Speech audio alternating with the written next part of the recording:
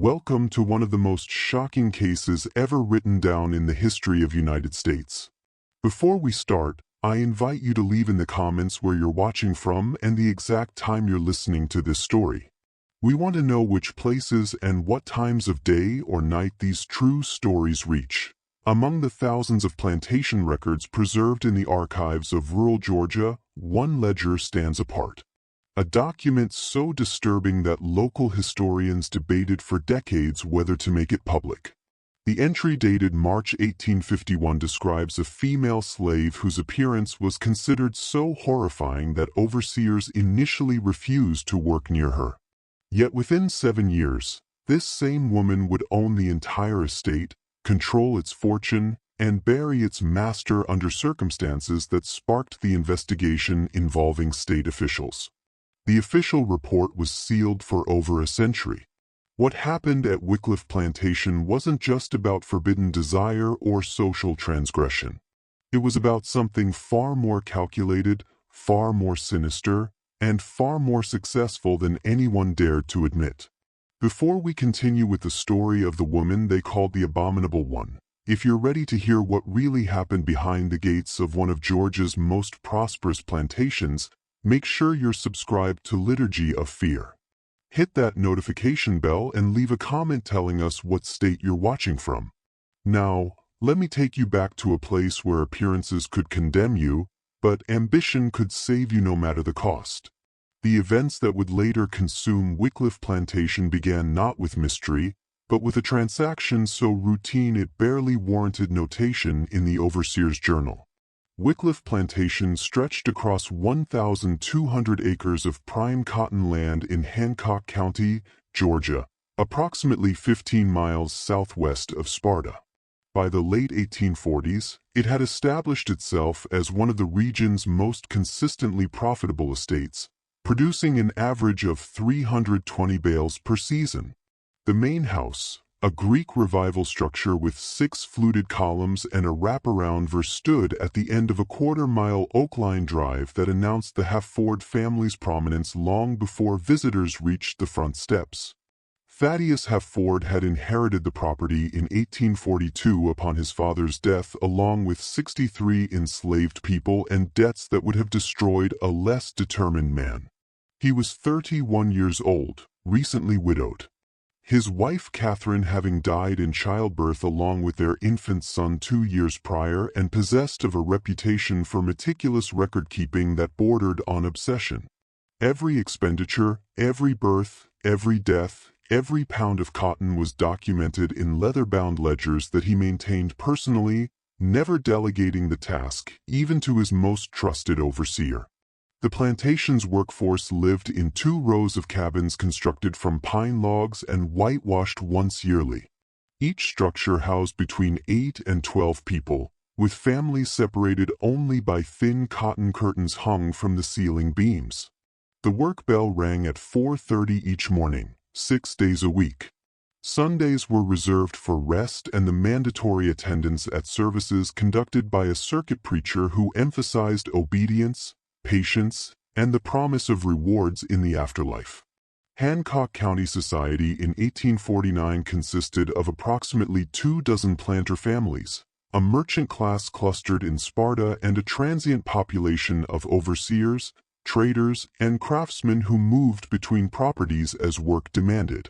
Social hierarchies were rigid, maintained through an intricate system of visiting customs, marriage alliances, and public displays during events like the annual Harvest Ball and the 4th of July barbecue held on the courthouse lawn. Thaddeus Hafford attended these functions dutifully, but without enthusiasm, earning a reputation as a man more interested in profit margins than social climbing. His closest neighbor, Robert Crenshaw, owned the adjacent property to the east. 1,100 acres that consistently underperformed Wycliffe despite similar soil quality. The rivalry between them was polite but unmistakable, expressed through competitive bids at slave auctions and pointed remarks about yield per acre during conversations at the Sparta Mercantile. Crenshaw's wife, Louisa, led the informal social hierarchy among plantation mistresses, a role that required no small amount of coordination, given that most estates were separated by miles of unpaved roads that became impassable during heavy rains. The absence of a mistress at Wycliffe was noted, though not openly discussed in Thaddeus's presence. His sister Margaret had offered multiple times to relocate from Savannah to serve as hostess, but he had declined each suggestion with increasing firmness. He employed a housekeeper, a free woman of color named Delapute, who managed the domestic staff and ensured that meals appeared on time and linens remained crisp despite the humidity that plagued the region from May through September. It was into this carefully ordered world that Sarah arrived in October 1849.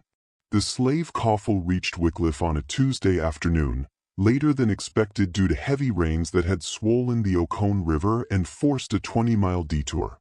Augustus Webb, the trader leading the group, had sent word ahead that he was bringing prime field hands, recently arrived from Virginia.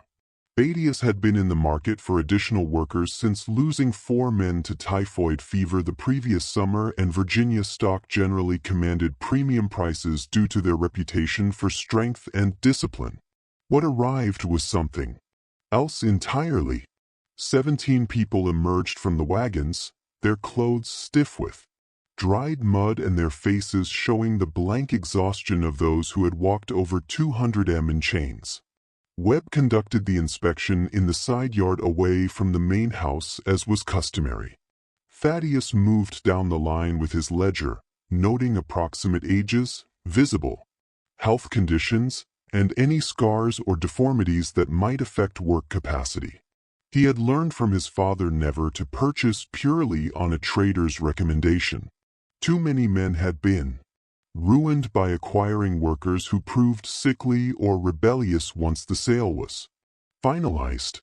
He almost passed by the woman entirely.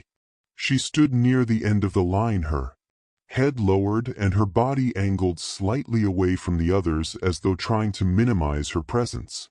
She appeared to be in her early 20s, approximately 5 feet 6 inches in tall, with a sturdy frame that suggested she could handle field work. Her dress, like the others, was filthy from the journey. But there was something about the way she held herself, a rigid control that Thaddeus had learned to recognize as either defiance or terror. "That one's not for sale," Webb said quickly, noticing Thaddeus's attention. "She's damaged goods. Just bringing her along, because the previous owner wanted her moved." "Damaged how?" Webb shifted his weight, glancing at the other potential buyers who had gathered for the inspection. 2 smaller planters from adjoining counties. "See for yourself if you're curious, but I'm telling you now, she's been nothing but trouble since Richmond. Nobody wants to work next to her, and I can't say I blame them." Thaddeus's interest, previously mild, sharpened. He had not built Wycliffe's profitability by following conventional wisdom or accepting surface explanations. "Show me." Webb walked over and gripped the woman's chin, forcing her head up. She didn't resist, but Thaddeus saw her entire body go rigid. When Webb pulled down the collar of her dress to expose her neck and upper chest, Thaddeus understood immediately why the trader had tried to discourage his interest. Her skin was marked by irregular patches of pale white tissue that stood in stark contrast to her natural dark brown complexion. The patches varied in size from smaller than a coin to larger than a man's hand, spreading across her neck, disappearing beneath her clothing, and reappearing on her forearms and hands. The edges where the discolored skin met the normal pigmentation were sharply defined, creating a mottled pattern that drew the eye precisely because it violated expectations of what human skin should look like. One of the other planters made a sound of disgust and turned away. Webb released the woman and stepped back. "You see, Abominable. The previous owner bought her at 12 years old. Didn't notice the condition until she was older, and it spread. He kept her in the kitchen house mostly, away from the others. They think it's catching, though I've never seen evidence of it." It creates problems, fights, superstitions. I told him I'd transport her west if he paid the cost, but I'm not representing her as merchandise. What's her name? Thaddeus asked, still looking at her. Sarah, no surname that I know of. She reads some which the previous owners said made her useful for household tasks. Can do figures well enough to keep kitchen inventories. Thaddeus closed his ledger. He had read about this condition in a medical text his father kept in the library. Vitiligo, a disorder that caused the destruction of pigment in patches of skin. It was not contagious, not dangerous, and had no effect whatsoever on a person's ability to work. It also understood immediately why Webb considered her worthless as merchandise. In a society where appearance and visible markers of race determined every aspect of a person's fate, Sarah's condition made her an anomaly that would inspire fear, disgust, and suspicion wherever she went. How much for the 3 men in the front and the woman? He asked. Webb's eyebrows rose. Serious? I don't make jokes about business transactions, Augustus. Give me a price for all 4. The transaction was completed within 20 minutes. Thaddeus paid $800 for the 3 men who were indeed prime field hands in excellent condition, and $30 for Sarah. Barely more than the cost of transporting her from Virginia. Webb seemed almost grateful to be rid of her, though he made a point of warning Thaddeus again about the trouble she might cause among the other slaves. The evening, as Thaddeus updated his ledgers by lamplight, he made a notation that he would later have cause to remember: acquired female, approximately 23 years, literate, marked by skin condition that renders her appearance disturbing to others, but does not impair function. Placed in kitchen house under Della's supervision. Cost $30. Expected value: uncertain. What he could not have known, what no amount of careful record-keeping could have predicted, was that this $30 purchase would alter the fate of Wycliffe Plantation in ways that would eventually require state intervention to unravel. The transformation began. Slowly, almost imperceptibly, like rot spreading through timber. Sarah's first weeks at Wycliffe passed without incident, though not without notice. Della Pute, the free housekeeper who had managed domestic operations for nearly a decade, assigned Sarah to tasks that kept her away from the main house, and more importantly, away from Thaddeus Havard's direct line of sight. Worked in the kitchen house, a separate structure 20 yards behind the main residence, where meals were prepared by a staff of 4 women who had developed an efficient system that required little supervision. The other kitchen workers initially refused to share sleeping quarters with her. Della solved the problem by converting a small storage room attached to the kitchen house into private quarters, 8 feet by 10 feet, barely large enough for a straw mattress and a wooden crate for personal belongings. Sarah accepted the arrangement without comment, just as she accepted the sideways glances and the way conversation stopped when she entered a room. But Della, whose position required her to notice details that others missed, observed something that troubled her. Sarah was far more educated than Webb's brief description had suggested. She didn't just read some, she read with the fluency of someone who had received systematic instruction. When Della tested her by leaving a newspaper on the kitchen work table, Sarah had it memorized by evening, able to recite commodity prices and political news with perfect accuracy. Her arithmetic was even more impressive. She could calculate conversions, estimate quantities, and maintain inventory records faster than Della could verify them. "Where'd you learn all that?" Della asked one evening after discovering that Sarah had reorganized the entire spice cupboard using a logical system that actually improved efficiency. "Previous household," Sarah replied, her voice quiet and carefully neutral. The mistress there taught her daughters. I was allowed to listen. Allowed, or you just listened? Sarah's expression didn't change, but something flickered in her eyes. The suggestion of intelligence, deliberately kept hidden. Does it matter now? Della decided it didn't matter, but she also decided to mention Sarah's abilities to Thaddeus during their weekly review of household accounts. The response surprised her. Have her start maintaining the kitchen ledgers, he said. If she's accurate with figures, she might as well make herself useful. The current system is adequate, but there's always room for improvement. This decision, seemingly minor, marked the first step in a progression that would later seem inevitable to some observers and incomprehensible to others. By December, Sarah was managing not just kitchen inventories, but also maintaining records for the smokehouse, the dairy, the vegetable gardens, and the hen house. Her ledgers were meticulous, organized with a precision that actually exceeded Thaddeus's own careful standards. When the annual audit of household expenses revealed that food costs had decreased by nearly 12% without any reduction in quality or quantity, Della reported the achievement to Thaddeus with barely concealed amazement. He requested to see the ledgers personally. Sarah delivered them to his study on a gray January afternoon, when rain hammered against the windows and made the whole house feel enclosed, separate from the world beyond. She entered the room with her eyes lowered, placed the books on his desk, with hands that showed the white patches extending across her knuckles and fingers, and turned to leave without speaking. Wait, Thaddeus said, not looking up from the first ledger. Explain this entry from November 3rd. The calculation doesn't match the previous system.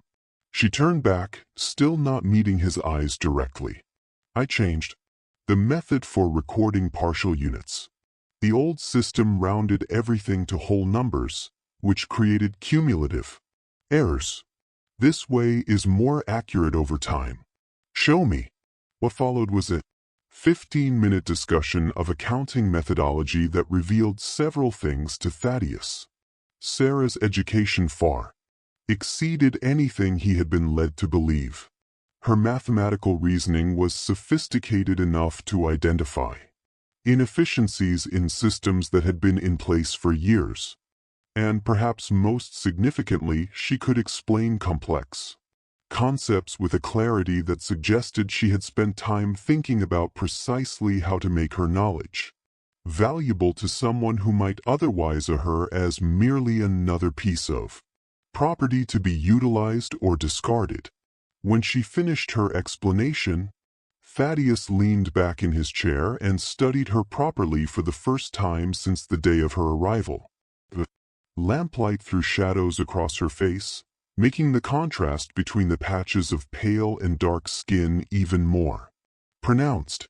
In that moment, he understood with perfect clarity why others found her appearance disturbing. It violated an unconscious expectation of human uniformity, creating a visual dissonance that the mind struggled to resolve. But he also saw something else.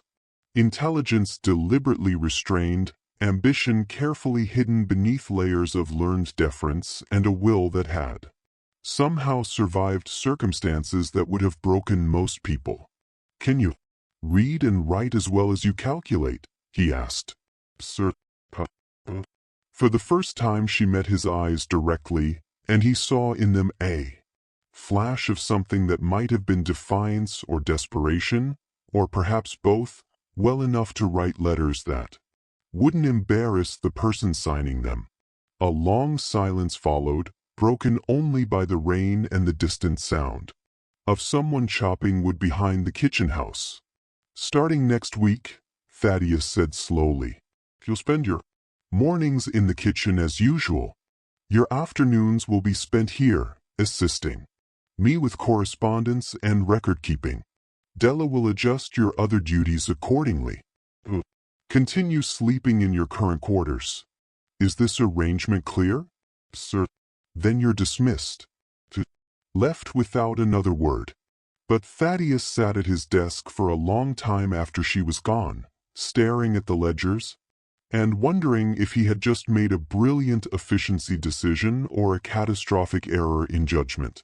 In the social world he inhabited, the line between the two was often thinner than most people like to admit. News of the arrangement spread through the plantation within days, as news always did in a community where privacy was a luxury reserved for the master's family. The reactions varied by proximity and perspective. The kitchen staff whispered among themselves, but kept their opinions carefully guarded, knowing that Della would report any hint of insubordination. The field workers, whose contact with the main house was limited to brief encounters during meal distributions, mostly didn't care. One house slave's duties were much like another's as far as they were concerned. But Robert Crenshaw, who heard about it from his overseer, who had heard it from Wycliffe's overseer during a chance meeting in Sparta, raised the issue with Thaddeus over whiskey at the Sparta Tavern on a cold February evening.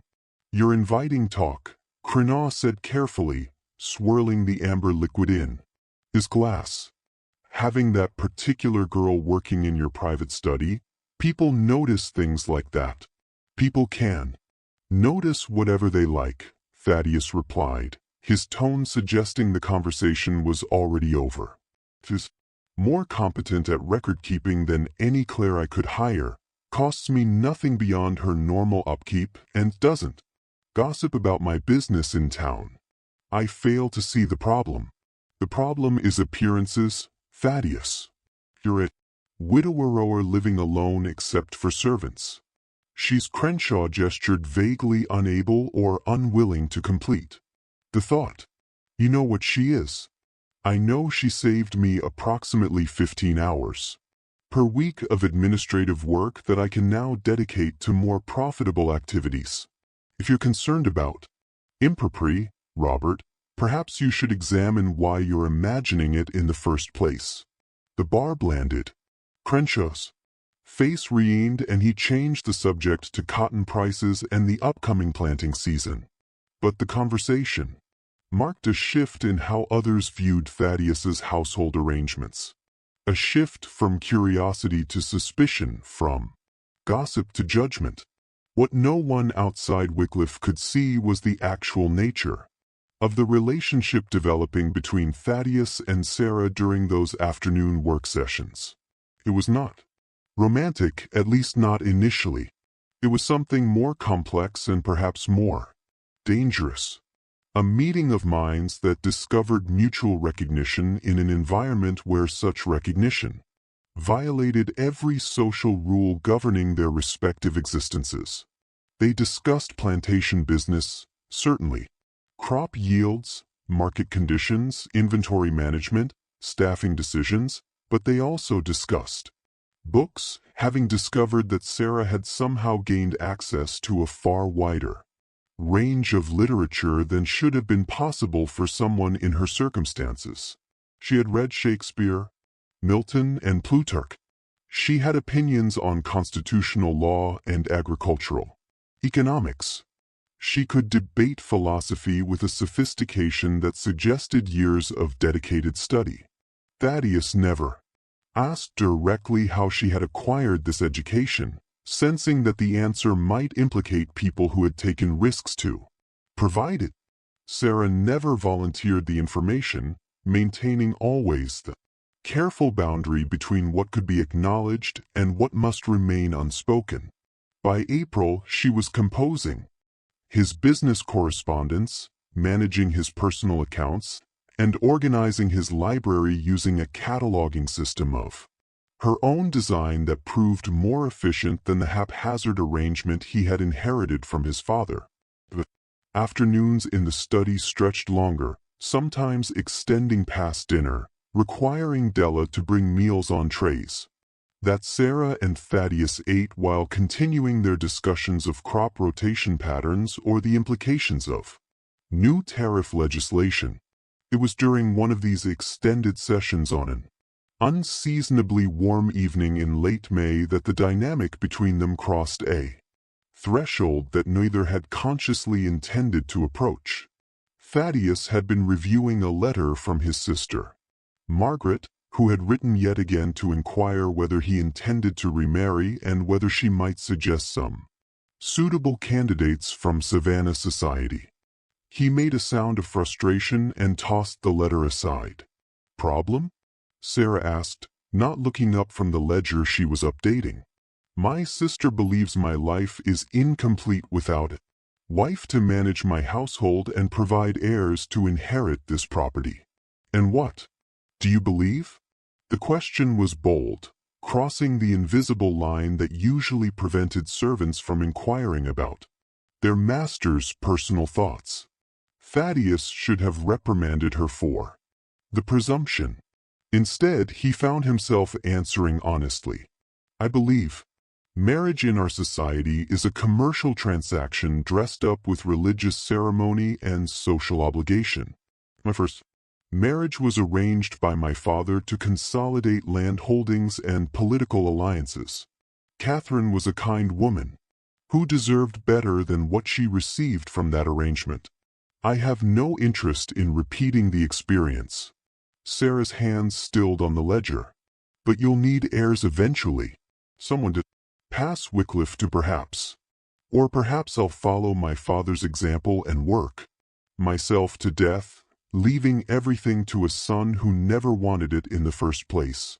He paused, then added more quietly, "Do you ever think about what you would do if circumstances were different? If you had choices?" She looked at him then, really looked at him, and he saw in her expression something raw and honest that she usually kept carefully hidden every single day. "But thinking about impossible things doesn't change reality, Mr. Haverford. It just makes the actual circumstances harder to bear." "What if circumstances could change?" he asked, the words escaping before he fully considered their implications. "What if they weren't as fixed as everyone assumes?" The silence that followed felt weighted, dangerous. Sarah's eyes searched his face, trying to determine whether this was a hypothetical philosophical discussion or something more concrete and treacherous. Then someone would have to be willing to violate every rule that makes their society function. She said finally they would have to be prepared to lose everything they've built, every relationship they value, every assumption about who they are and what their life means. Most people aren't capable of that kind of courage or that kind of selfishness. I'm not sure which it would actually be. Thaddeus didn't respond immediately. He stood and walked to the window, looking out at the plantation grounds where the last light was fading from the sky. Somewhere in the distance, someone was singing one of the work songs that drifted up from the quarters in the evening, full of coded meanings and careful hope. What if someone was prepared for those consequences? He asked quietly still, looking out the window. What if they decided that the rules everyone else follows are built on foundations too rotten to sustain, and that the only honest choice is to stop pretending otherwise? Sarah rose from her chair, the ledger forgotten. She walked to where he stood, stopping just outside the range, where their proximity would become something that couldn't be explained as merely professional. When she spoke, her voice was steady but carried an undertone of warning. Then that person would need to understand that they're not just risking their own destruction, they're risking the destruction of everyone around them. And they'd need to be very, very certain that what they're reaching for is worth that cost. He turned to face her, and in the failing light, the patches on her skin seemed less like marks of disfigurement and more like a map of territory no one else had thought to explore. "What if it is?" he asked. Didn't answer. Instead, she picked up the ledger, restored it to its proper place on the shelf, and left the study without another word. But they both knew that something fundamental had shifted. that a possibility had been named that could never be completely unspoken again. The consequences of that conversation would take months to fully materialize, unfolding with the slow inevitability of summer heat building toward a storm that everyone can sense coming, but no one quite knows how to prevent. The summer of 1850 brought drought to Hancock County, the kind of prolonged dry spell that tested even the most experienced planters' skill at maintaining viable crops. The cotton suffered, leaves curling inward and bolls developing poorly, while water levels in the wells dropped low enough to require rationing. Tempers frayed under the relentless heat, and the usual summer illnesses, dysentery, fever, exhaustion struck with particular severity. Responded to the crisis with characteristic methodical planning, implementing a modified irrigation system that diverted water from the creek at the property's northern boundary and adjusting work schedules to spare field hands the worst of the midday sun. But the stress of the season took its toll. By August, he had lost weight he couldn't afford to lose, developed a persistent cough that kept him awake nights, and grew increasingly irritable with overseers who failed to implement his instructions with sufficient precision. Sarah, working out almost exclusively in the study rather than the kitchen, took on more of his administrative burden without being explicitly asked to do so. She drafted responses to creditors who were pressing for payment on loans taken out during better years. She reorganized crop rotation plans to maximize what could be salvaged from the current season while preparing for recovery in the next. She even began attending meetings with overseers, standing silently in the corner while Thaddeus discussed strategy, then later providing observations about inefficiencies or inconsistencies she had noticed in the reports. The overseers tolerated her presence with varying degrees of comfort. Some, like James Hawthorne, who had worked at Wycliffe since Thaddeus's father's time, treated her with the careful courtesy one might extend to an exotic animal that seemed tame but might prove dangerous if mishandled. Others, particularly a younger man named Daniel Tucker, who had been hired the previous spring, made their resentment clear through tight-lipped silences and references to that creature when they thought Thaddeus wasn't listening. It was Tucker who first brought his concerns directly to Thaddeus in early September, requesting a private meeting in the study to discuss what he called irregularities in the household management. Thaddeus received him with cold formality, gesturing to a chair, but not offering the whiskey that usually accompanied such conversations. "Speak plainly, Daniel. I have work to complete before evening." Tucker shifted in his seat, clearly uncomfortable but determined to proceed. "Mr. Haverford, there's talk among the men, among the field hands in town when I go for supplies. It's about the girl, about how much time she spends here, about how you've changed since she started working for you." Some are saying he trailed off, unable or unwilling to complete the accusation. Some are saying what exactly? Thaddeus's voice was dangerously quiet. "That you've taken her as," Tucker gestured helplessly, "as more than just a clerk, that you're keeping her for purposes that ain't proper. That you're letting her influence decisions about the plantation that she's got no business influencing." "I see. And what do you believe, Daniel?" "I believe a man's business is his own, sir. But I also believe that when that business starts affecting the order of things, when field hands start questioning why they should take orders, when the master's listening to a girl who looks like something out of a nightmare, then it becomes everybody's problem." That stood slowly walked to the window and looked out at the plantation grounds for a long moment before responding. "Let me be very clear about something, Daniel. Sarah maintains my records because she is more competent at that task than anyone else I could reasonably employ. She participates in planning discussions because her observations have proven consistently valuable.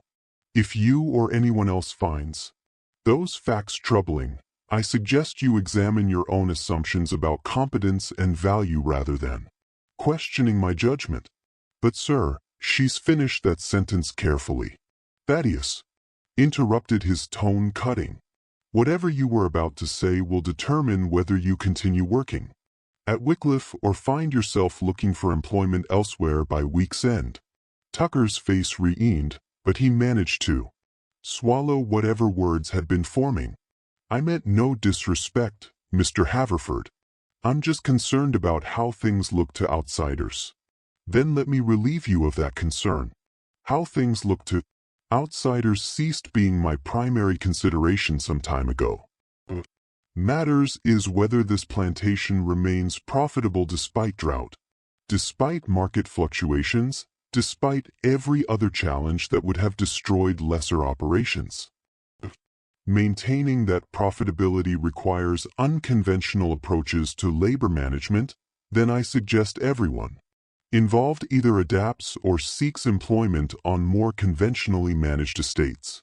Are we clear? Sir, you're dismissed. After Tucker left, Thaddeus remained at the window, watching the sunset over fields that should have been white with ready-to-harvest cotton, but instead showed the brown of drought-stressed plants struggling to survive. He heard the study door open behind him and didn't need to turn to know it was Sarah arriving as always, precisely at the time they had established for their afternoon work session. You heard that conversation? He said, not making it a question. The window was open. I was in the kitchen. Yes, I heard. Does it concern you what people are saying? She moved to the desk and began arranging the documents they would need to review. What concerns me is whether what people are saying will make your life more difficult than it already is. What they think of me stopped mattering a long time ago, Mr. Haverford. I learned to stop caring about that when I was 12 years old and realized my appearance would never change, that I would always be something people stared at or turned away from. He finally turned to face her. And what about what I think of you? Does that matter? The question hung in the air between them, impossible to answer without acknowledging realities that neither had yet spoken aloud. Sarah's hand stilled on the documents. Think you already know the answer to that, she said quietly. Just as I think you know that Tucker's concerns aren't entirely groundless. We've been careful, but we haven't been careful enough. People notice patterns. Notice changes. They notice when a man who used to eat dinner alone starts requesting 2 plates. They notice when private meetings extend past dark. They notice everything, Mr. Haverford, because noticing things and talking about them is how people without power try to exercise control over their world. So, what would you suggest? That we stop working together, that I fire you or send you to field work to satisfy gossips and fools? I would suggest you think very carefully about what you actually want from this arrangement and whether you're prepared to accept the consequences of getting it. The conversation might have continued, might have finally forced into open acknowledgement things that had been developing between them for months, but it was interrupted by urgent knocking on the study door. James Hawthorne entered without waiting for permission, his face showing the kind of alarm that meant genuine emergency rather than routine concern. Mr. Ford, you need to come to the East Field immediately. One of the hands collapsed and it looks like the fever. 3 others are showing symptoms. The drought had weakened everyone's resistance, making them vulnerable to illnesses that would normally be manageable. What began with 4 cases in the East Field spread within 2 weeks to encompass nearly a third of the plantation's workforce. The fever struck without pattern or mercy. Young and old, strong and weak, field hands and house servants. 2 died within the first week, their bodies burning with temperatures that no amount of cool water could reduce. 5 more followed before the end of the month. Thaddeus threw himself into managing the crisis with the same methodical intensity he applied to all problems, converting one of the storage barns into a makeshift infirmary, bringing in a doctor from Sparta who prescribed treatments that helped some patients and failed others with no discernible logic. He personally supervised the distribution of quinine, the isolation of symptomatic individuals, and the cleaning protocols meant to prevent further spread. Sarah worked beside him throughout, abandoning the study entirely to help manage the infirmary. She kept meticulous records of symptoms, treatments, and outcomes. She organized the healthy workers into rotating nursing shifts. She even assisted the doctor directly, showing no fear of contagion and a steady competence that earned grudging respect from those who had previously treated her with contempt or avoidance. It was during this period when normal social boundaries dissolved. Under the pressure of shared crisis that people began to see Sarah differently. The patches on her skin that had seemed so disturbing in ordinary circumstances became merely incidental when she was helping to save lives. Her intelligence, previously regarded as suspicious or unnatural, became invaluable when she could predict disease progression and organize resources with efficiency that prevented deaths. By the time the fever finally burned itself out in late October, 12 people had died, but many more had been saved who might have succumbed under less competent management. Thaddeus himself had fallen ill during the final week of the outbreak, a development that terrified the entire plantation because succession plans were unclear and a prolonged absence of master's authority could trigger chaos that might destroy everything. Sarah nursed him personally, sleeping on the floor of his bedroom to monitor his condition through fever dreams and dangerous spikes in temperature that came close to killing him. She was there when he woke on the 4th day. Weak but lucid, the fever finally broken. "How many?" he asked, his voice rough from disuse. 12 dead, 37 recovered, 7 still showing symptoms, but stable. You were unconscious for 3 days. He tried to sit up, failed, and settled for turning his head to look at her properly. She was sitting in a chair beside the bed, her face showing the exhaustion of someone who had not slept properly in weeks. The morning light coming through the window illuminated her features, making the patches of discolored skin seem less like marks of disease and more like something painted by an artist who had decided that conventional beauty was less interesting. Then striking contrast. "You could have died taking care of me," he said. "The fever was contagious. Yourself unnecessarily. No more than you did. No more than anyone who helped during the outbreak. That's not the same thing they don't have." He stopped, unable to finish the thought without saying things that couldn't be unsaid. "Don't have what?" Just her eyes meeting his with an intensity that made it impossible to look away. "Don't have anything to lose? Don't have any reason to care whether you lived or died? Is that what you were going to say?" "I was going to say they don't have your condition. They were risking fever.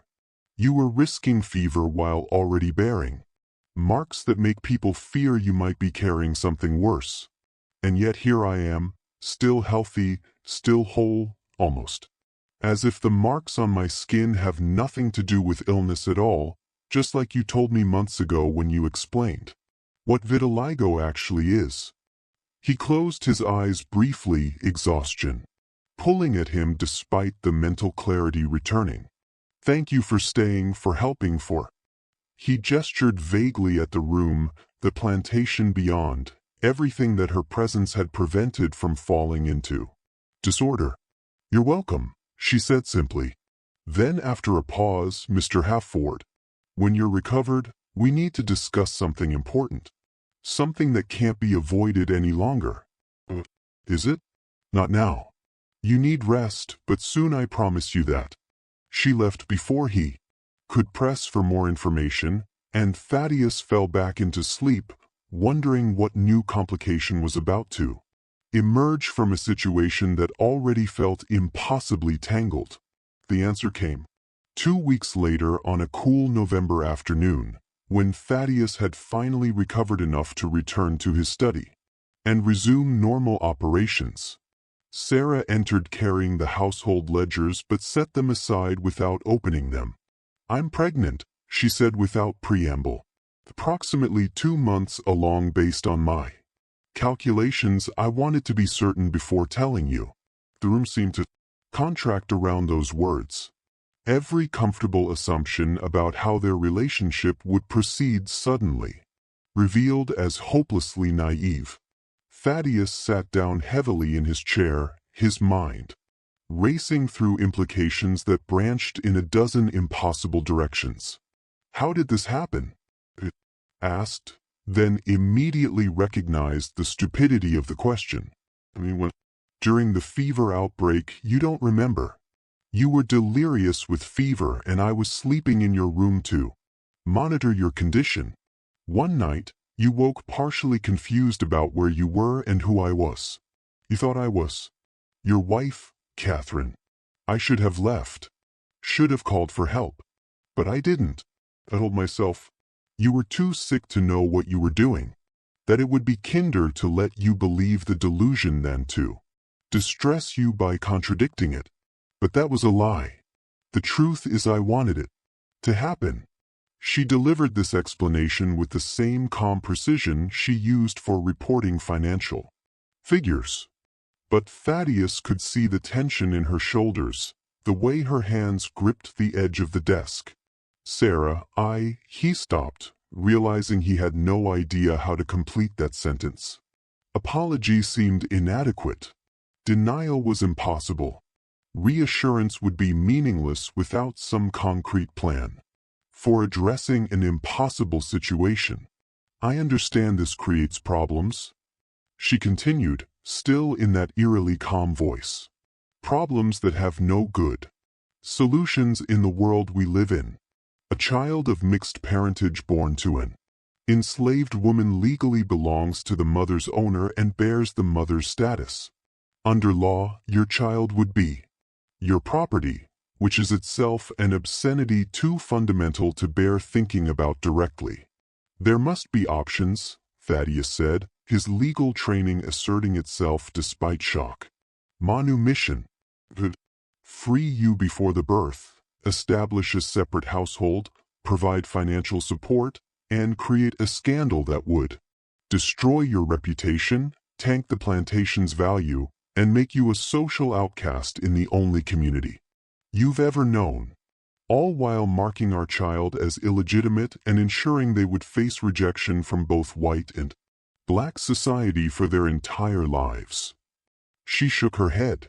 "Those aren't real solutions, Mr. Haverford. They're just different flavors of disaster." "Then what do you suggest?" "Because I won't." He stood abruptly, agitation breaking through his usual control. "Won't treat this child as property. I won't treat you as property. I don't care what the law says. What the law says determines every aspect of our reality, whether you care about it or not. But there might be another option.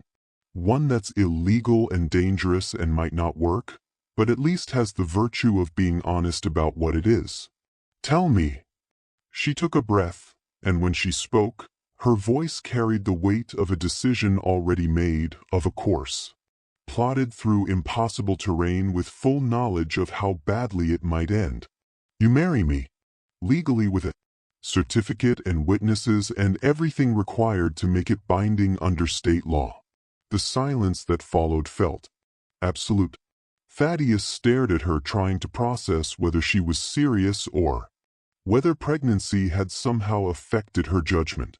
"That's impossible," he said. "Finally, marriage between it's prohibited by law. Any official who tried to perform the ceremony would face criminal charges. Any witnesses would be accessories. The marriage itself would be void. Prohibited by law in Georgia, she agreed. But not everywhere. There are states where such marriages, while socially condemned, aren't explicitly criminal. Pennsylvania, for instance, or Massachusetts. We could travel there, establish temporary residence, marry under those states' laws, and return as husband and wife. The marriage would be legally questionable, but not automatically void, and Georgia would be forced to recognize it under the full faith and credit clause of the Constitution. You've researched this. It wasn't a question. I've researched many things during our months working together, including legal precedents for interracial marriage, state by state, variations in marriage law, and constitutional requirements for interstate recognition of legal contracts. It's not a guaranteed solution. It could fail in a dozen ways, but it's a real option, not just a fantasy about making the best of an untenable situation. Thaddeus walked to the window, his mind churning through the implications. What she was proposing wasn't just scandalous, it was revolutionary, a direct challenge to the fundamental social order that governed every aspect of life in the antebellum. If discovered, it could lead to legal challenges, social ostracism, even violence. The plantation would be effectively worthless. His family would disown him, and their child would be raised in a world that had no category for what it represented. And yet, he turned back to face her, seeing not just Sarah, but everything she represented. Intelligence suppressed, humanity denied, potential wasted because of arbitrary rules about skin color and legal status. He thought about his first marriage arranged for property and politics devoid of genuine connection. He thought about the months of working beside Sarah, gradually recognizing in her someone whose mind matched and challenged his own. He thought about the child growing inside her, his child, and the absolute moral obscenity of claiming ownership over his own offspring. If we do this, he said slowly, we can never go back. Even if we wanted to, even if it proves too difficult to sustain, we would have crossed a line that can't be uncrossed. I know we would lose almost everything. Social position, economic security, family connections, community acceptance. We would be starting over with nothing except what we could carry with us. I've been starting over with nothing my entire life, Mr. Halford. The difference is that this time I would be choosing it voluntarily with someone She stopped, seeming to reconsider her words, with someone who sees me as human, rather than as property or as something abominable to be hidden away. The room to stand before her, close enough that he could see the fine details of where her discolored skin, metal pigmentation, creating patterns that were indeed striking rather than repulsive. Once you stopped expecting uniformity and started seeing complexity, then we'll do it, he said. I'll arrange travel to Pennsylvania under pretense of business. We'll marry there legally, return here, and announce the marriage as an accomplished fact. There will be consequences, terrible consequences, but there'll be consequences of choosing honesty over hypocrisy, which seems to me like a trade worth making even if the cost is everything I've built here. For the first time since entering the study, Sarah's composure cracked slightly. Her eyes glistened with tears. She refused to let fall. You understand this means you're choosing me over Wycliffe, over your sister, over your entire previous life. I'm choosing my child. And yes, I'm choosing you, not because of the child, though that's part of it. Because in a world full of people who perform the roles society assigns them without questioning whether those roles have any moral foundation, you've consistently demonstrated the courage to be exactly who you are, despite every incentive to hide or diminish yourself. That seems to me like something worth preserving, even at considerable personal cost. Philip, for Pennsylvania in late November, telling overseers and house staff that Thaddeus was traveling north to investigate new agricultural equipment and that Sarah was accompanying him to manage correspondence during the journey. Della Pute, who suspected the truth but was wise enough not to ask, directly packed Sarah's few belongings without comment and made arrangements to manage the household during their absence. The journey took nearly 2 weeks through roads made treacherous by early winter weather. They traveled in Thaddeus's private coach, maintaining separate sleeping arrangements at inns along the route to avoid attracting attention before reaching their destination. The closer they got to Pennsylvania, the more surreal the entire undertaking seemed. Two people from utterly different worlds, legally and socially separated by gulfs that society insisted were unbridgeable, about to formalize a connection that would mark them both as outcasts from the only communities they had ever. They married on December 12, 1850 in a small Quaker meeting house outside Philadelphia with 2 witnesses provided by the presiding officiant who asked no questions beyond those required by law. Sarah wore a simple blue dress, purchased in the city. Thaddeus wore his traveling clothes, neither wanting to invest in ceremony that would carry far more weight for its legal and social implications than for any romantic significance. The certificate of marriage was properly executed, witnessed, and recorded with the county clerk.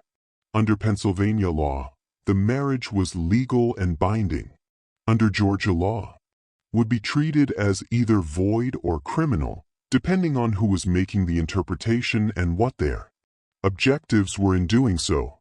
They consummated the marriage that night in a Philadelphia hotel, the first time they had been intimate, while both conscious and willing.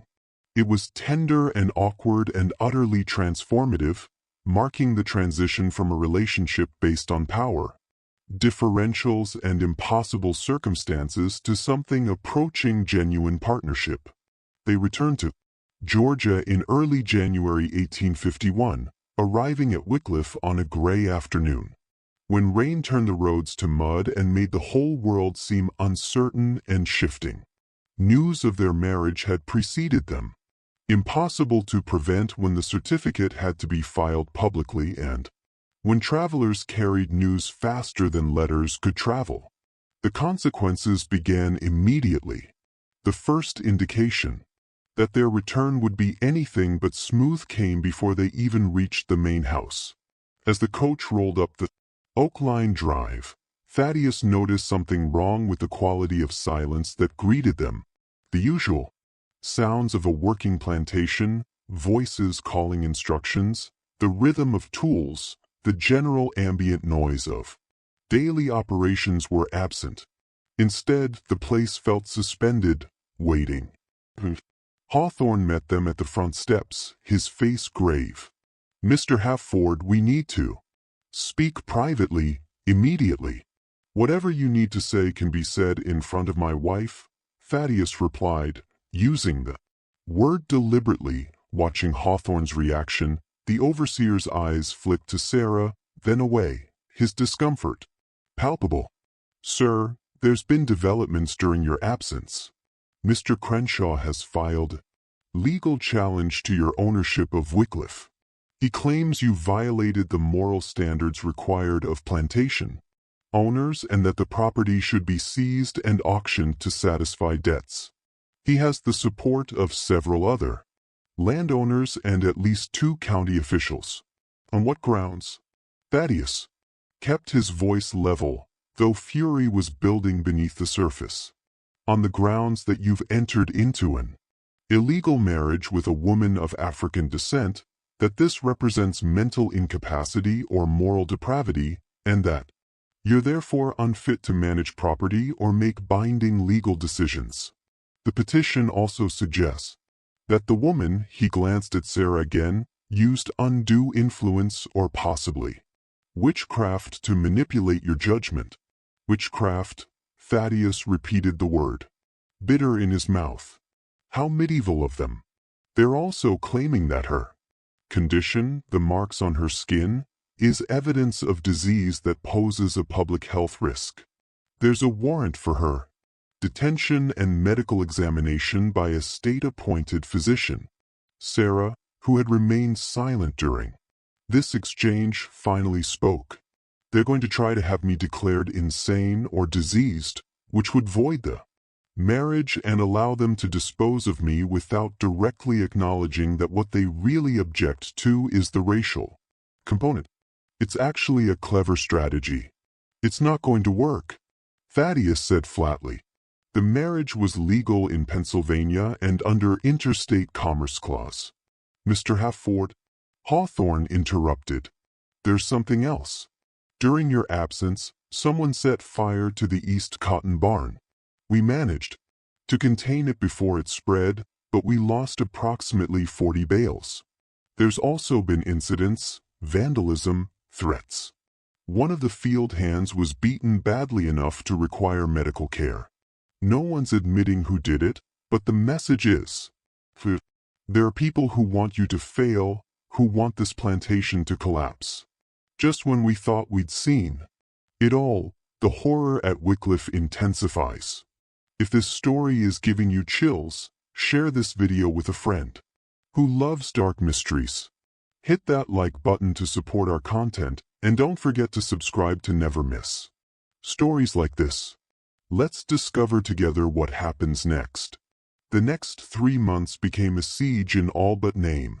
Robert Crenshaw's legal challenge proceeded through county courts with agonizing slowness, each hearing requiring Thaddeus's presence and draining resources he couldn't afford to waste. The lawyers he hired, the few willing to take such a controversial case, cost more than he had anticipated, and several abandoned the case entirely.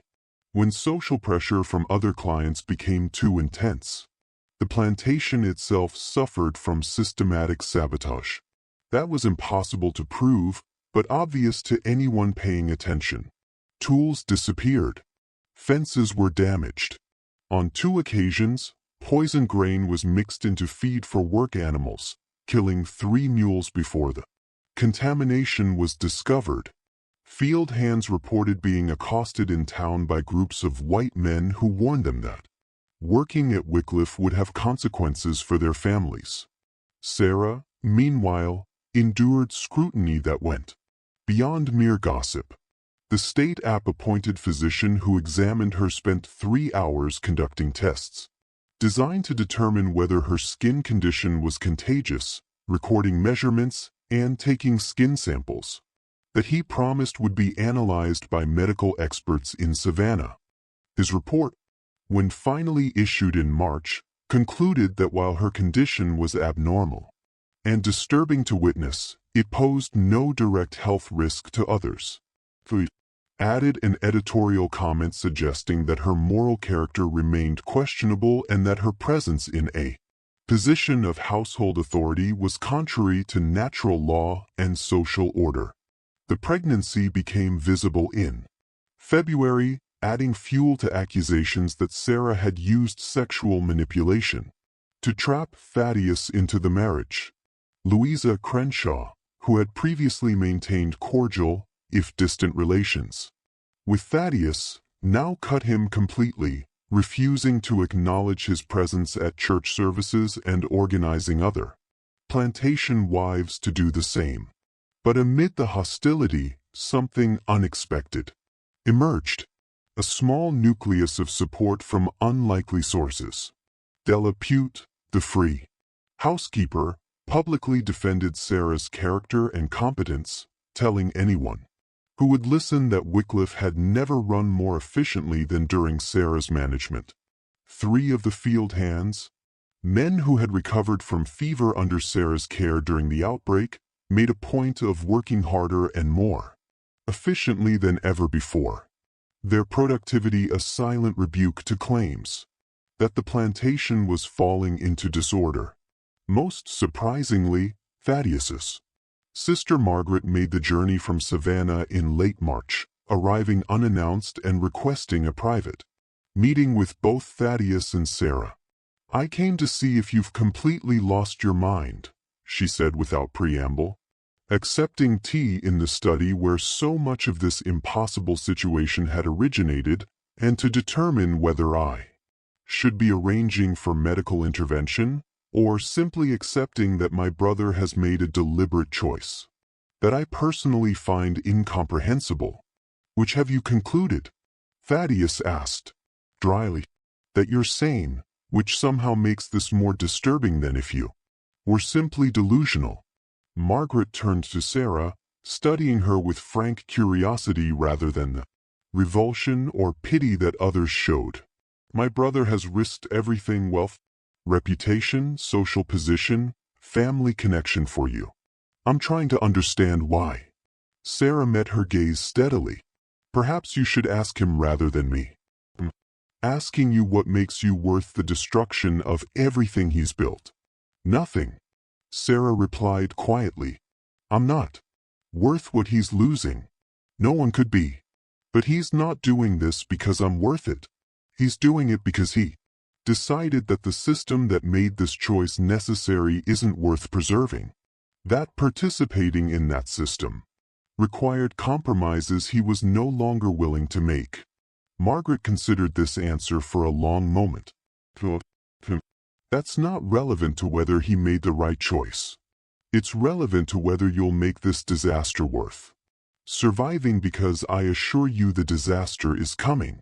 Robert Crenshaw has the support of most of the county, and the legal precedents favor his interpretation of marriage law.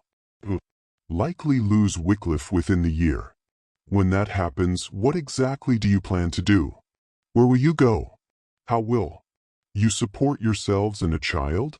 Thaddeus started to answer, but Margaret held up a hand to stop him. "I'm not asking rhetorically. I have a proposal, an actual concrete plan that might salvage something from this catastrophe you've created." She reached into her bag and withdrew a folder of documents. "Have contacts in Philadelphia through my husband's business connections. There's a community of abolitionists and Quakers there who, while they would still find your marriage socially challenging, wouldn't actively work to destroy you. Can arrange temporary housing, introduce you to people who might offer employment despite the scandal, and provide initial financial support while you establish yourselves." "You would do that?" Thaddeus asked, unable to hide his surprise. "Even though you think I've made a terrible mistake, I think you've made a choice that has terrible consequences, which isn't quite the same thing. And you're still my brother, even if you're now a brother I don't entirely recognize. Besides," she glanced at Sarah's visible pregnancy, "I'm about to become an aunt. That child deserves better than to be born into a community that will treat it as an abomination." The offer hung in the air, representing a possible escape route from a situation that seemed increasingly untenable. But before Thaddeus could respond, Sarah, "We appreciate the offer, Mrs. Waverly, but we're not leaving. Not yet. Not until we've exhausted every legal option to keep Wycliffe, and not until the choice to leave is genuinely ours, rather than something forced on us by people who want to punish us for violating their expectations." Margaret's eyebrows rose. "That's remarkably stubborn." "That's remarkably human," Sarah corrected. "Which is something people keep forgetting I'm allowed to be." The legal hearing that would determine Wycliffe's fate was scheduled for May 15, 1851 in the Hancock County Courthouse. Thaddeus spent weeks preparing his defense, marshaling every legal precedent about interstate marriage, recognition, property rights, and the limits of community moral judgment. His lawyer, a man named Josiah Petton. Thaddeus had to search 3 counties before finding an attorney willing to take the case, warned him repeatedly that the odds were stacked against them. "The law is on your side," Petton explained during one of their final preparation sessions. "But the law is interpreted by men who have already decided you're wrong. Their prejudices will shape their reading of precedent, and there's very little I can do to prevent that. Then what do you suggest? Win in the court of public opinion before we ever enter the courtroom. Make them see your wife as human rather than as a legal abstraction. Make them see your marriage as something real and valuable rather than as a violation of natural order. It's the only way to create enough doubt that they can't simply rule against you with clear conscience. Thaddeus and Sarah spent hours discussing how to accomplish this seemingly impossible task. The solution they developed was risky, potentially dangerous, and depended on Sarah's willingness to expose herself to public scrutiny in ways that would be profoundly uncomfortable. On May 10th, 5 days before the hearing, Thaddeus published a notice in the Sparta Gazette inviting all citizens of good conscience who wish to understand the true nature of recent events at Wycliffe Plantation to attend an open forum at the courthouse on May 14th.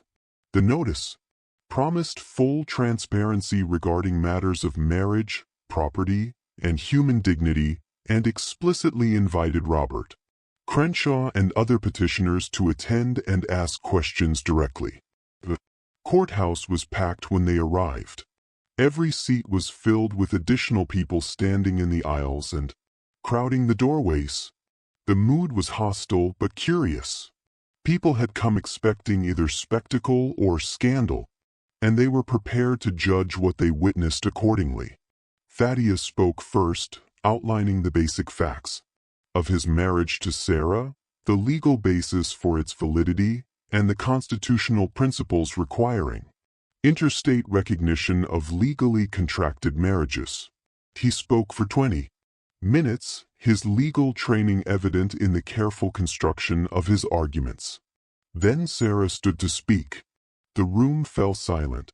Many had never heard her voice before, knew her only as a figure of rumor and speculation.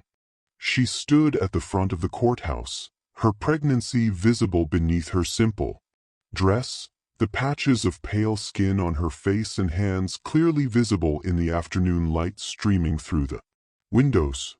"My name is Sarah Hafford," she began, her voice steady and clear. Sarah the slave, not Sarah the abomination, but Sarah Hafford, legally married to Thaddeus Hafford under Pennsylvania law and entitled to all the rights and protections that status confers. I know many of you find that claim disturbing or impossible. I know you look at me and see something that violates your assumptions about how the world should work. But I'm asking you to look past your assumptions for a few minutes and see something else. A human being who has done nothing except survive circumstances they never chose, and try to build something approaching a decent life with whatever tools were available. She paused, letting the silence stretch, then continued with increasing intensity. I was born with a condition called vitiligo that destroys the pigment in patches of skin. It isn't contagious. It isn't evidence of disease or divine displeasure. It's simply a fact of my existence, like having brown eyes or being right-handed. But that condition meant I was considered unmarketable as merchandise, something to be hidden away or sold cheaply because my appearance made people uncomfortable. For 23 years, I accepted that assessment. I believed that being considered abominable was simply my fate, something to be endured rather than challenged. Then I came to Wycliffe and something changed. Not immediately, not because of romance or manipulation or witchcraft, despite what some have suggested. What changed was that someone finally treated me as though my mind mattered more than my appearance, as though my capabilities were more significant than my circumstances. Mr. Hafford hired me to keep records because I was good at mathematics. He consulted me on plantation management because my observations were accurate. He married me because we discovered that we valued each other's company and judgment above what society told us we were supposed to want. Some of you think that's a lie. You think I must have used sexual manipulation or cunning to trap him. Ask yourselves why that's your immediate assumption. Is it because you genuinely believe I'm capable of that level of deception? Or is it because accepting that he might genuinely value me requires you to reconsider every assumption you hold about who deserves respect and consideration in this society? The crowd shifted uncomfortably. Several people looked away, unwilling to meet her direct gaze, but others leaned forward, listening with visible attention. The child I'm carrying is Mr. Haverford's son or daughter. That child will be born free. Not because of legal technicalities or clever manipulation of marriage law, but because both parents are determined that no child of theirs will ever know what it means to be owned by another human being. If you take Wycliffe from us, you void our marriage. If you succeed in punishing us for violating your social rules, you won't be upholding civilization or protecting natural order. You'll simply be proving that the system you've built is too fragile to survive even one example of two people choosing each other despite every incentive to do otherwise. She sat down. The silence that followed felt heavy, charged with emotions too complex for easy categorization. Then from somewhere in the back of the room, someone began to clap. Just one person, then another, then several more. Not a majority, not even close to consensus, but enough to suggest that at least some people had heard her words and been moved by them. Robert Crenshaw stood abruptly. This is exactly the kind of eloquent manipulation I've been warning about. She's educated beyond what's natural for someone of her station, taught to speak in ways that sound reasonable but serve only to undermine the foundations of civilized society. The fact that some of you are applauding proves how dangerous these ideas are. What's dangerous? Thaddeus responded, rising to face his neighbor, is a system that requires treating human beings as property to function. What's dangerous is a society so invested in maintaining hierarchies based on appearance and circumstance that it can't tolerate even one example of those hierarchies being questioned. You want to take Wycliffe from me, not because I've failed to maintain it profitably. The records prove I've increased its value significantly. You want to take it because seeing my marriage forces you to confront the possibility that everything you've built your life around might be morally bankrupt. How dare you, Crent started, but Thaddeus cut him off. How dare I question the righteousness of slavery? How dare I suggest that a person's value might not be determined by skin color or social position? How dare I choose my own wife rather than accepting whatever arrangement serves my neighbor's commercial interests? Those are the questions you're really asking, Robert. And the answer is that I dare because the alternative, continuing to participate in a system I've come to recognize as fundamentally evil, became impossible once I understood what it actually required. The forum dissolved into argument after that, with supporters and opponents shouting over each other until the county sheriff threatened to clear the courthouse if order wasn't restored. But something had shifted. The narrative was no longer simply about whether Thaddeus's marriage was legal. It was about what kind of society people wanted to live in and what they were willing to tolerate or suppress to maintain that society's structure. The hearing the next day was anticlimactic by comparison.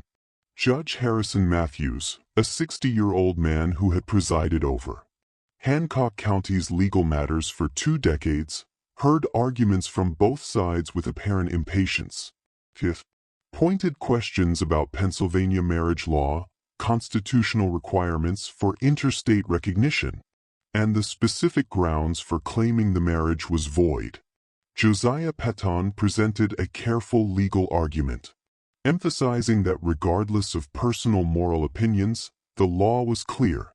Pennsylvania had the authority to define marriage within its borders, and Georgia had constitutional obligations to recognize legal contracts formed in other states.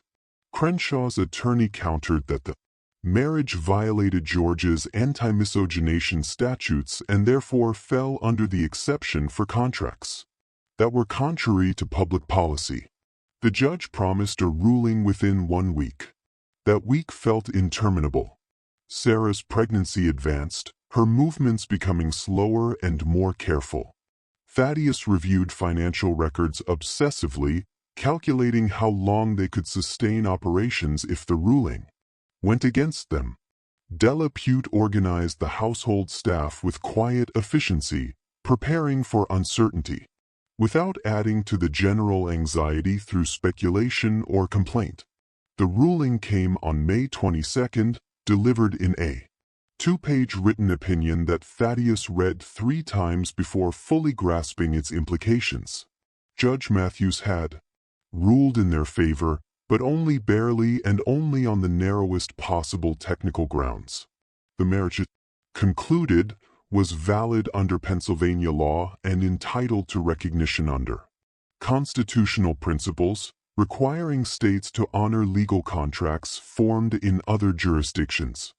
However, he added extensive language making clear his personal disapproval, noting that while the law compels recognition of this union, it does not require society to approve or accommodate it, and those who find the arrangement offensive to moral sensibilities are entitled to express that disapproval through all legal means available. It was a victory, but one so hedged with qualifications and implicit permission for continued harassment that it felt more like a stay of execution than genuine resolution. Wycliffe, Thaddeus said that evening, reading the ruling aloud to Sarah in their study. But we keep it as pariah. Every business transaction will be complicated by social pressure. Interaction with neighbors will be colored by judgment and hostility. We've won the legal right to exist, but we haven't won acceptance. Did you expect acceptance? Sarah asked, her hand resting on her swollen belly where their child was moving actively. No, but I'd hoped for something more than this grudging acknowledgement that they can't quite find legal grounds to destroy us. That's more than most people in our situation ever receive. We should take the victory and build from there. She was right. Of course, they had survived the immediate crisis. The plantation remained legally theirs. The marriage had been recognized. The child would be born free. But survival wasn't the same as safety, and recognition wasn't the same as security. The question of whether they could actually build a sustainable life at Wycliffe remained open, dependent on factors they couldn't entirely control. The child was born on July 3, 1851, after a labor that lasted nearly 18 hours and left Sarah exhausted but alive. The midwife, brought from Sparta because the local women refused to attend the birth, delivered a healthy boy with skin that showed none of his mother's condition, a fact that both parents noted with relief. Complicated by guilt about feeling relieved, they named him Thomas after Thaddeus's father, a gesture toward family continuity that Margaret appreciated when she arrived 2 weeks later to meet her nephew. Beautiful, she said, holding the infant with practiced ease. And he looks exactly like you did at that age, Thaddeus. No one will ever be able to question his paternity, which might provide some protection as he grows. Protection from what? Sarah asked, exhausted but alert from her position on the bed where she was still recovering.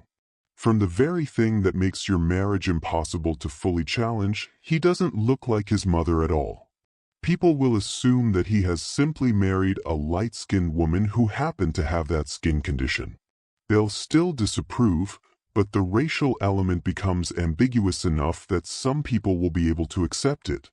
With time, it was a pragmatic observation that contained uncomfortable truths about how appearance determined fate in their society. But Margaret was right. Thomas's coloring, which favored Thaddeus entirely, would provide a form of camouflage that might make his life easier, even if it meant never being able to fully acknowledge his mother's heritage. The summer passed with the exhausting routine of new parenthood. Thomas proved to be a fussy baby, crying frequently and sleeping poorly, requiring constant attention that left both parents depleted. But the difficulty of those early months also created a kind of intimacy between Thaddeus and Sarah that deepened their connection beyond what the rushed circumstances of their marriage had initially allowed. They developed systems for sharing nighttime feeding duties. They learned to communicate in the shorthand of long-married couples, anticipating needs and coordinating responses without extensive discussion. They began to build something that looked like a genuine partnership rather than an impossible arrangement held together by legal technicality and stubborn determination. The plantation operations continued, though not without ongoing challenges. Several of the field hands, emboldened by Sarah's presence in a position of clear authority, began pushing back against overseer decisions in ways that would have been unthinkable previously. Hawthorne, who had somehow maintained his position despite disagreeing fundamentally with Thaddeus's choices, found himself mediating disputes that had less to do with work assignments and more to do with testing whether the rules had actually changed or whether this was temporary chaos that would eventually resolve back to familiar hierarchies. It was during one of these disputes in late September that everything came to a head in a way that finally forced complete clarity about what Wycliffe had become. Daniel Tucker, the overseer who had challenged Thaddeus the previous year, struck one of the field hands, a man named Samuel, who had questioned Tucker's authority to reassign him without consulting the master's wishes. The blow split Samuel's lip and knocked him to the ground. When other workers moved to intervene, Tucker drew a pistol and threatened to shoot anyone who came closer. Hawthorne, hearing the commotion, arrived with Thaddeus, who had been inspecting the cotton gin repairs nearby. What they found was a tableau of barely controlled violence. Tucker standing with his pistol aimed at 6 men who had formed a protective circle around Samuel. Both sides frozen. In the moment before something irrevocable happened. "Put the weapon down, Daniel," Thaddeus said quietly, approaching carefully. "Whatever happened here doesn't justify this." These men refused to follow orders. Tucker said, his voice shaking, whether from fear or rage or both, was unclear. They refused to accept discipline.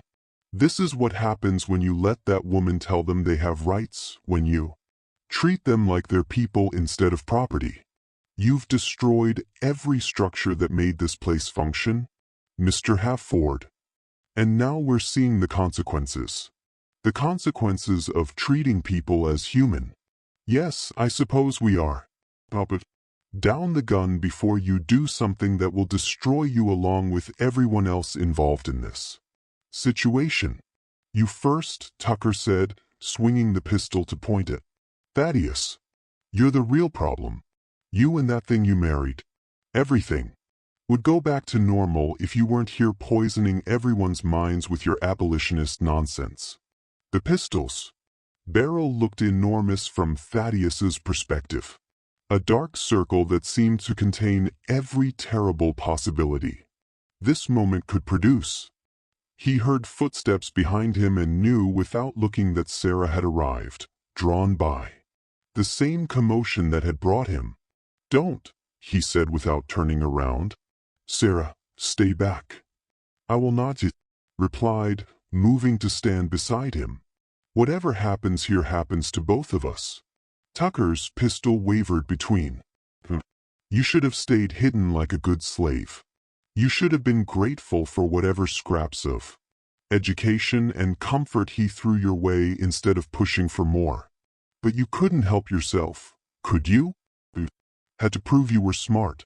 Had to show you could manipulate a lonely widower into forgetting every rule. That keeps society from collapsing into chaos. I didn't manipulate anyone, Sarah said calmly. Though Thaddeus could see the tension in her shoulders, I simply existed as fully human in the presence of someone willing to recognize that humanity, if that threatens your worldview so fundamentally that you're prepared to murder us over it, then I suggest your worldview was already unstable. You don't get to lecture me about worldviews, you abomination. You're a freak of nature who shouldn't exist, and the fact that you've somehow convinced people you have value doesn't change what you actually are. The words hung in the hot air, ugly and final. Thaddeus felt something harden inside him, a clarity about exactly what this moment represented and what was required to move beyond it. "You're fired, Daniel," he said, his voice carrying across the frozen tableau. "Put down the gun, collect your belongings, and leave Wycliffe immediately. If you ever set foot on this property again, I will have you arrested for assault and attempted murder. Those charges will stick, regardless of your personal feelings about my household arrangements. You can't fire me. I haven't done anything except enforce proper discipline. You drew a weapon on your employer and threatened to kill him. That's grounds for immediate dismissal by any standard. The question now is whether you leave voluntarily or whether I summon the sheriff to remove you by force. Carefully, because that choice will determine whether you face criminal charges." Tucker's face worked through several expressions: rage, fear, defiance, calculation. Finally, slowly, he lowered the pistol. "You'll regret this, all of you, when this plantation collapses because you can't maintain order without proper discipline. When those field hands realize they can do whatever they want without consequences. When that woman's influence spreads and destroys everything you've built. You'll look back on this moment and realize I was right. Perhaps," Thaddeus said, "or perhaps we'll look back and realize that what we built on the foundations you're defending deserves to collapse so we could build something better. Leave now, Daniel. Don't test my patience further." Tucker left, mounting his horse with jerky, angry movements and riding off without looking back. As soon as he was out of sight, the tension broke. Samuel, still on the ground with blood on his face, accepted help standing from the other workers. Hawthorne moved through the group, checking for other injuries and beginning the process of restoring normal operations. Thaddeus turned to Sarah, who was trembling visibly now that the immediate crisis had passed. "Are you all right?" "No," she said. "Honestly, I'm terrified. That man wanted to kill us, and the only thing that stopped him was his own cowardice. How many others feel the same way but are better at hiding it? How many people are waiting for an opportunity to destroy what we're building here? I don't know. But we can't live in constant fear of that possibility. We have to proceed as though the society we want to create, one where people are valued for their humanity rather than their appearance or legal status, is actually achievable, even if every piece of evidence suggests otherwise. That sounds exhausting. It is exhausting. It's also the only option that doesn't involve surrender." They stood together in the autumn heat, watching the field. Hands returned to work under Hawthorne's direction and tried to imagine a future where this moment of violence might be remembered as a turning point rather than a prelude to worse catastrophes. The years that followed Tucker's departure were not easy, but they were possible, a distinction that mattered more than either Thaddeus or Sarah had fully appreciated when they began this impossible arrangement. Wycliffe continued operating, though never with the smooth efficiency of plantations, where no one questioned the fundamental premises of master-slave relations.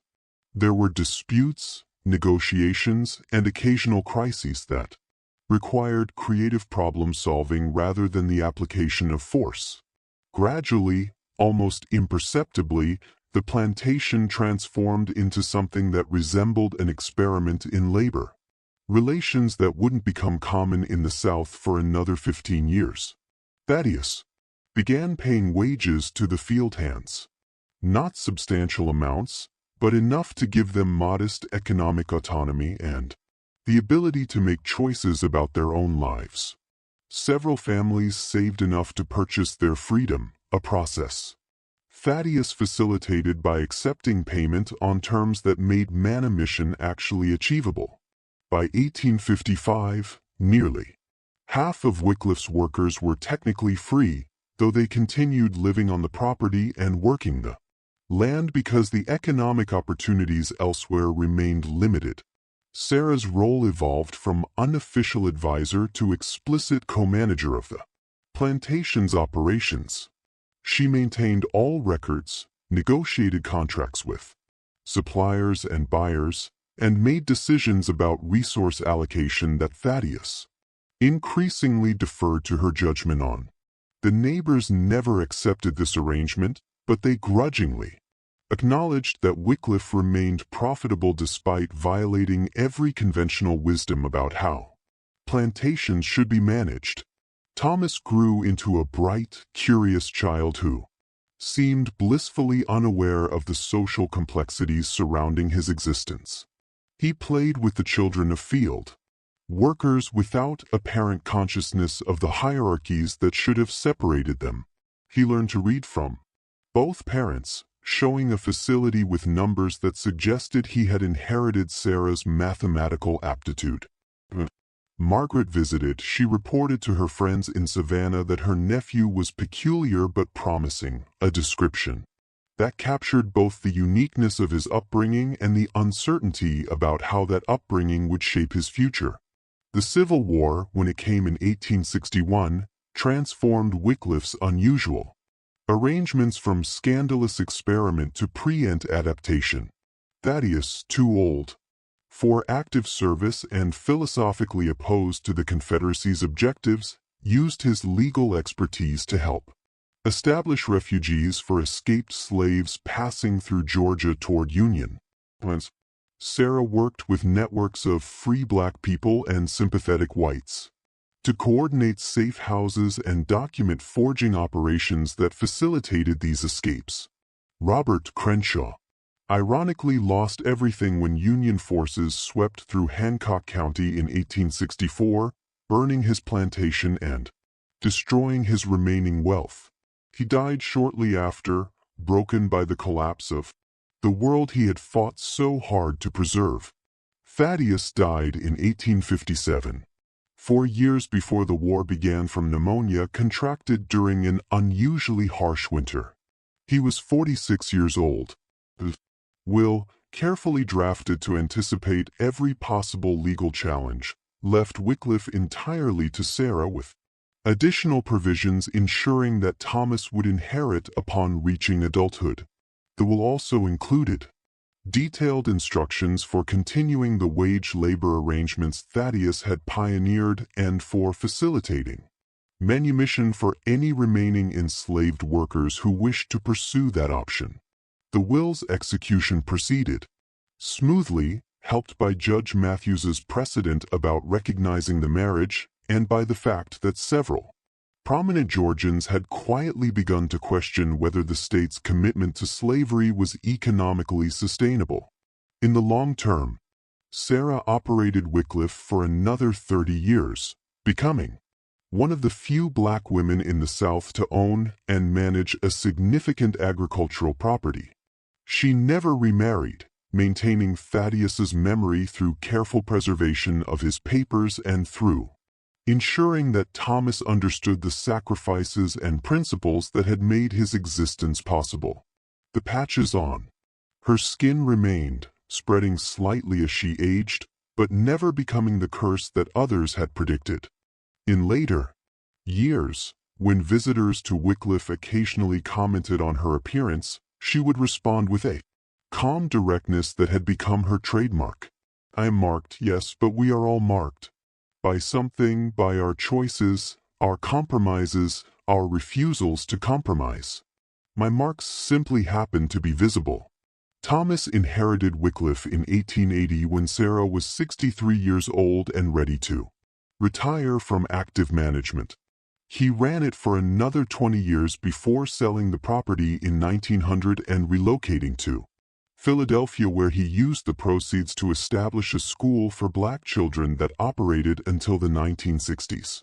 He married a woman whose family had been free for 3 generations, and they raised 4 children who knew their grandmother's story primarily as family history rather than living scandal. Sarah died in 1902 at 75 years old, surrounded by grandchildren who knew her as a formidable woman whose appearance marked her as unique, but whose intelligence and determination had defined her life far more than her skin condition ever had. Her obituary in the Philadelphia newspaper described her as a pioneering educator and businesswoman, whose unconventional early life pre-caged many of the social changes that have since transformed American society. The story of what happened at Wycliffe Plantation, how an enslaved woman with vitiligo married her owner, inherited his property and managed it successfully, for decades became a footnote in histories of the antebellum period. Most accounts treated it as an curious anomaly, interesting primarily for how it illustrated the flexibility of legal systems when individuals were willing to challenge their boundaries. For those who knew the full story, for the descendants of field hands who had witnessed the transformation, for the historians who studied Sarah's meticulous records, for the people who understood what it meant to see your own humanity reflected back to you when society insisted you were something less. Wycliffe represented something more significant than mere anomaly. It represented proof that even in the darkest periods, when every structure of society was organized around denying certain people's humanity, individuals could still choose differently. They could recognize each other as human, build relationships based on that recognition, and create spaces where different rules applied, even when doing so required sacrificing everything they had been taught to value. The cost of those choices was never trivial. Thaddeus had died relatively young, possibly from the stress of maintaining an impossible position. Sarah had endured decades of social isolation and hostility. Thomas had grown up marked by circumstances beyond his control, forever caught between communities that couldn't quite decide how to categorize him. But the alternative, accepting society's definitions of who deserved respect and consideration, who could love whom, who could own property and make decisions about their own lives, had proven even more intolerable to the people involved. And in choosing to reject those definitions, they had created something that endured longer than the society that had opposed them, outlasting the plantation system, outlasting slavery itself, outlasting the assumptions about human value that had made their relationships seem impossible in the first place. The mystery at Wycliffe Plantation wasn't really about how an abominable slave became its mistress. The real mystery was why it took society so long to recognize that the only truly abominable thing had been the system that made such a question necessary to ask in the first place. This mystery shows us that the most profound horrors often aren't supernatural. They're human. Systems that require treating people as less than human to function, and the courage required to reject those systems, even when rejection carries unbearable costs. What do you think of this story? Do you believe everything was revealed? Leave your comment below. If you enjoyed this tale and want more horror stories like this, subscribe, hit the notification bell, and share with someone who loves mysteries. See you in the next video.